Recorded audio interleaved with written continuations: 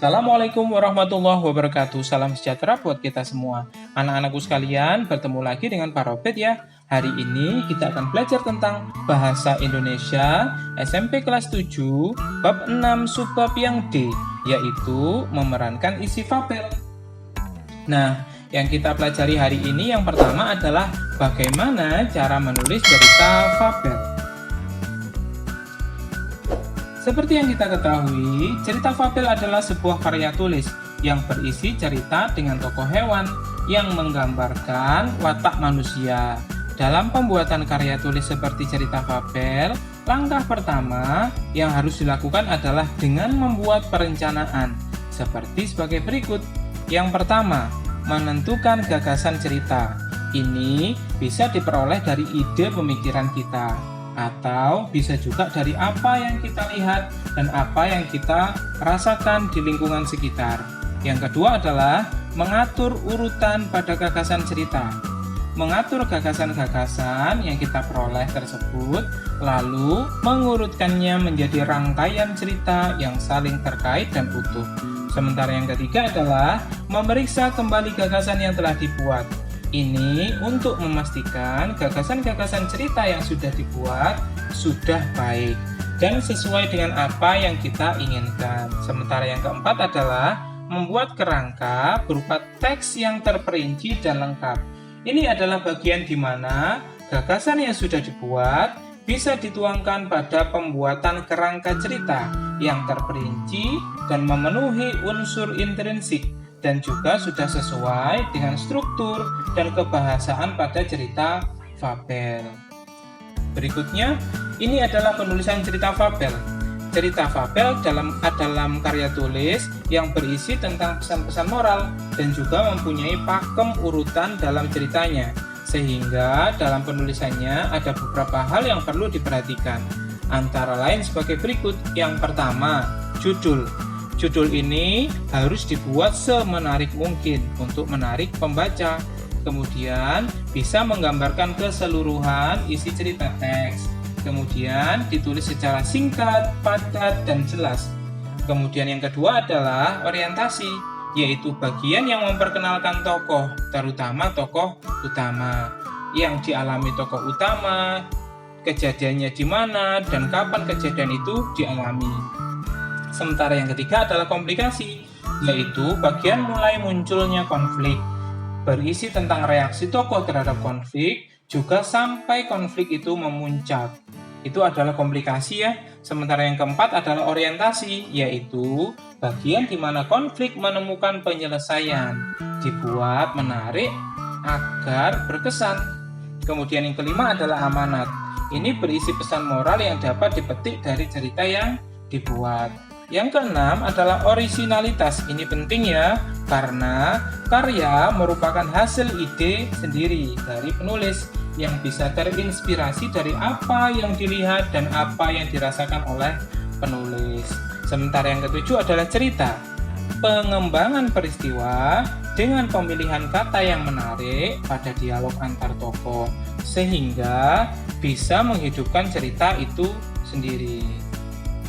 Itu ya tentang penulisan cerita fabel. Kita lanjutkan pada bagaimana cara atau langkah memerankan isi fabel. Langkah memerankan isi fabel, seperti yang kita ketahui, fabel adalah cerita dengan tokoh hewan yang menggambarkan watak manusia yang berisi tentang pendidikan moral dan budi pekerti. Cerita fabel sendiri dapat diceritakan kembali dalam bentuk seni peran. Adapun hal yang perlu diperhatikan sebelum memerankan cerita fabel adalah sebagai berikut. Yang pertama, menentukan naskah ceritanya terlebih dahulu. Bagian pertama dari pertunjukan seni peran adalah menentukan ceritanya yang akan dipentaskan. Lalu, pilih atau buat cerita semenarik mungkin. Yang kedua adalah pembagian perannya. Setelah tahu cerita yang akan dipentaskan, maka tahap berikutnya adalah menentukan pembagian peran tokoh cerita antar pemain. Kemudian yang ketiga adalah penguasaan cerita. Saat memerankan fabel, yang diperlukan adalah pendalaman materi, yang dimulai dengan cara membaca cerita, lalu menghafal naskah dialog, Kemudian harus bisa memahami dengan seksama isi dan alur cerita dengan baik. Sementara yang keempat adalah melatih dialog. Dalam cerita fabel diperankan oleh beberapa tokoh, sehingga diperlukan latihan dialog antar tokoh sampai terbentuk satu kesatuan cerita yang utuh dan enak dilihat dan juga didengar. Kita lanjutkan kepada poin yang kelima, yaitu menghayati penokohan.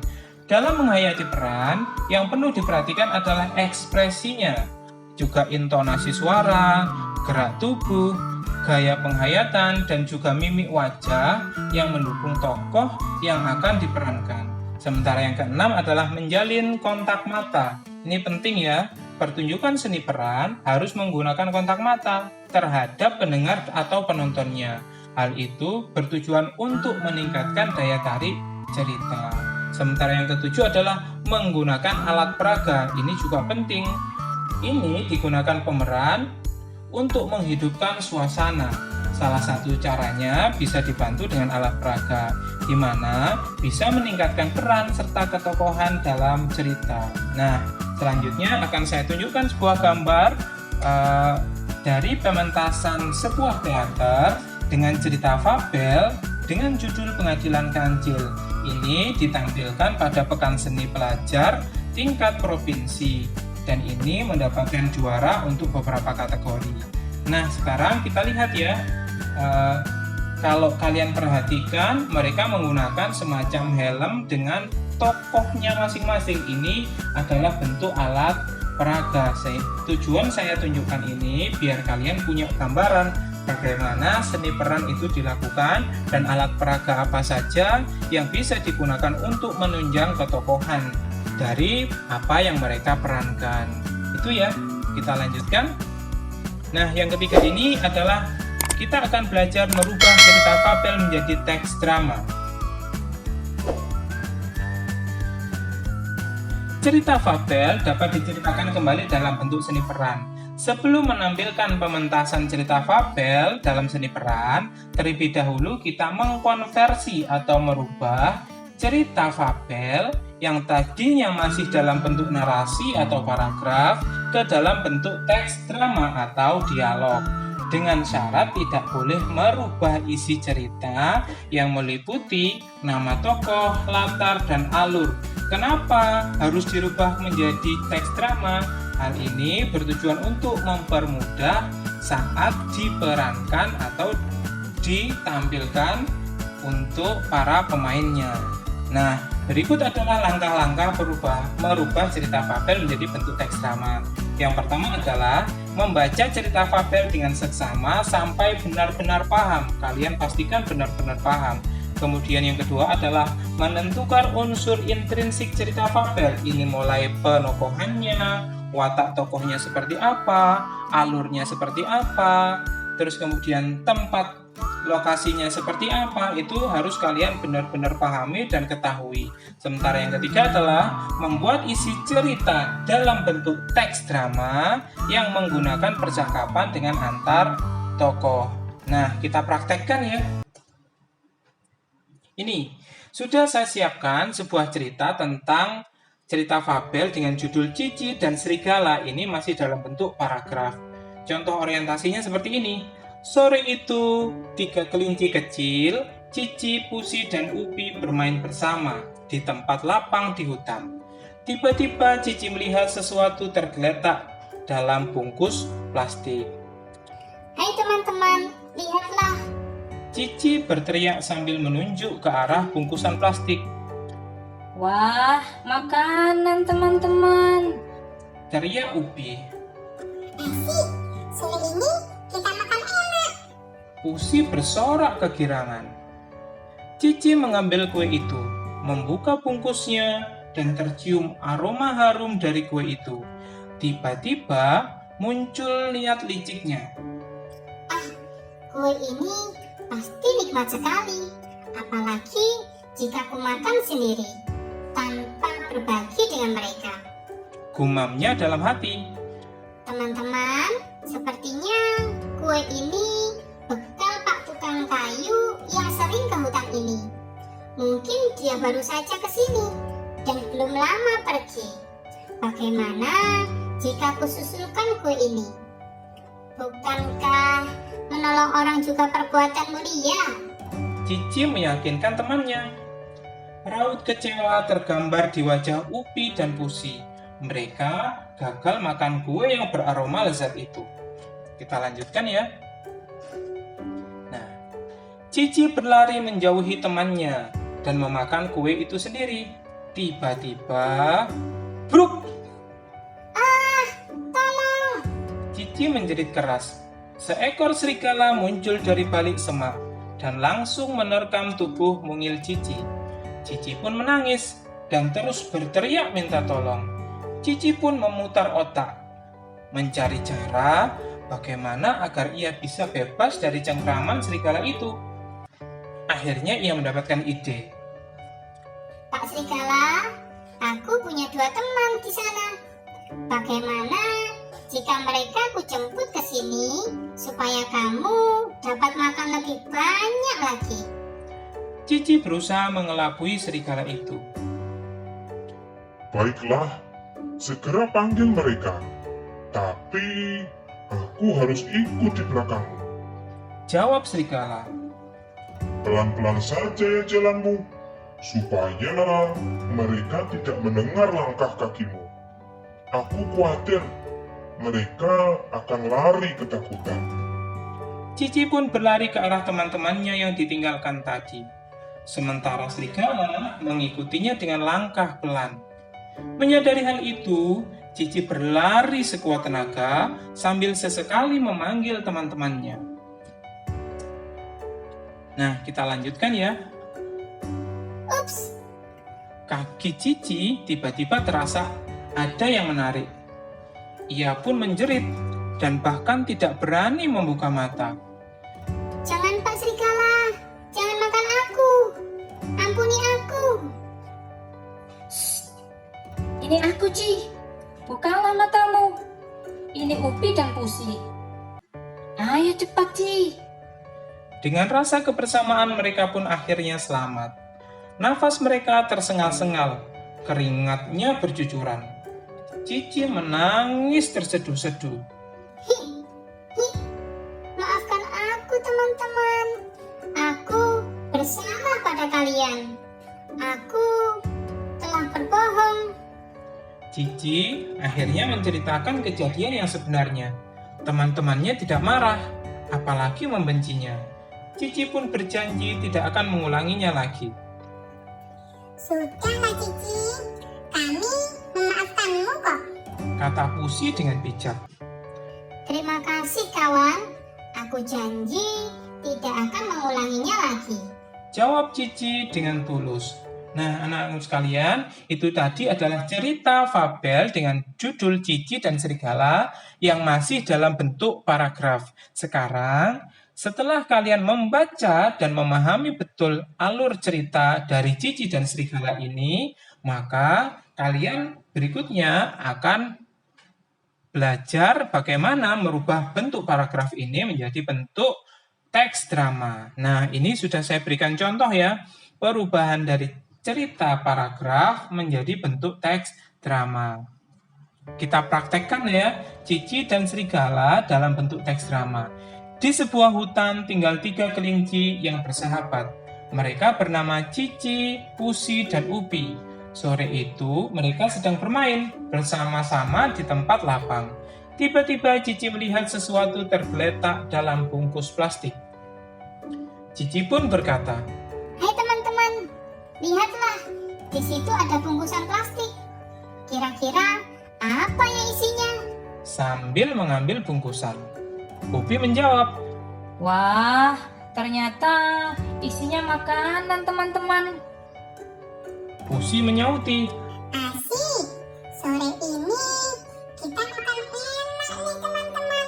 sambil bersorak kegirangan. Cici lalu berkata, Biar aku cek terlebih dahulu ya kuenya. sambil mengambil kue.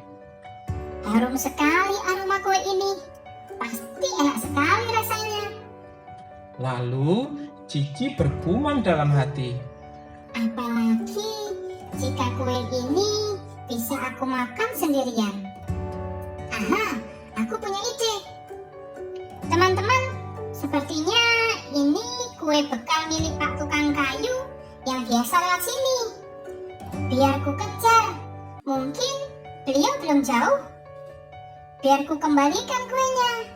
Kasihan, lagian menolong kan perbuatan mulia. Cici melanjutkan Baiklah, aku mengejar Pak Tukang Kayu dahulu ya. sambil berlari menjauhi teman-temannya. Nah, sudah jauh nih. Sekarang aku bisa bebas makan kue ini sendirian. Tiba-tiba, bruk! Dari balik semak ternyata seekor serigala berhasil menerkam tubuh kecil Cici. Cici pun berteriak. Ah, tolong! Kakiku diterkam serigala. Tolong! Serigala menjawab, Diamlah kau kelinci kecil. Perutku sudah lapar sekali. Kau akan jadi santapanku hari ini. Cici berkata, Tunggu dulu serigala. Jika kau makan aku yang kecil ini, pasti tidak akan kenyang. lalu serigala menjawab, Apa maksudmu kelinci kecil?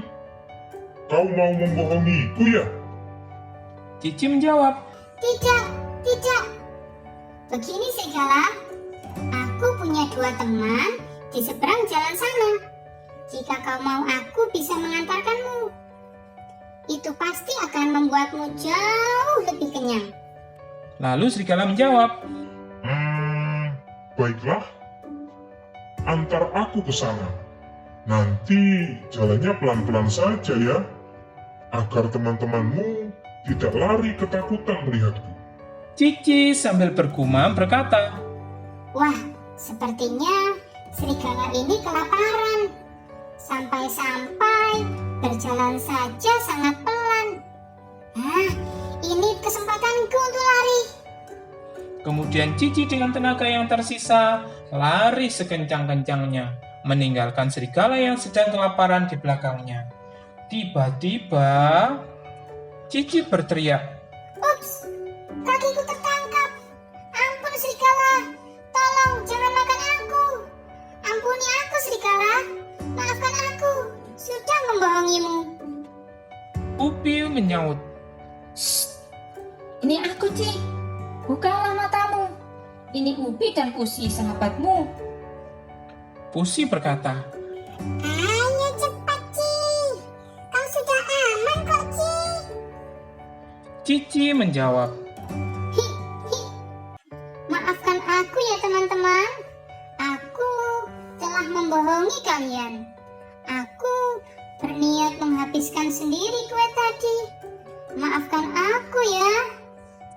Pusi menjawab, Sudahlah Cici, lupakan saja. Kami sudah memaafkanmu kok.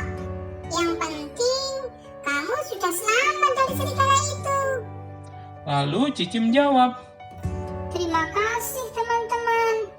Aku berjanji tidak akan mengulangi lagi. Aku akan menjadi sahabat yang baik buat kalian berdua.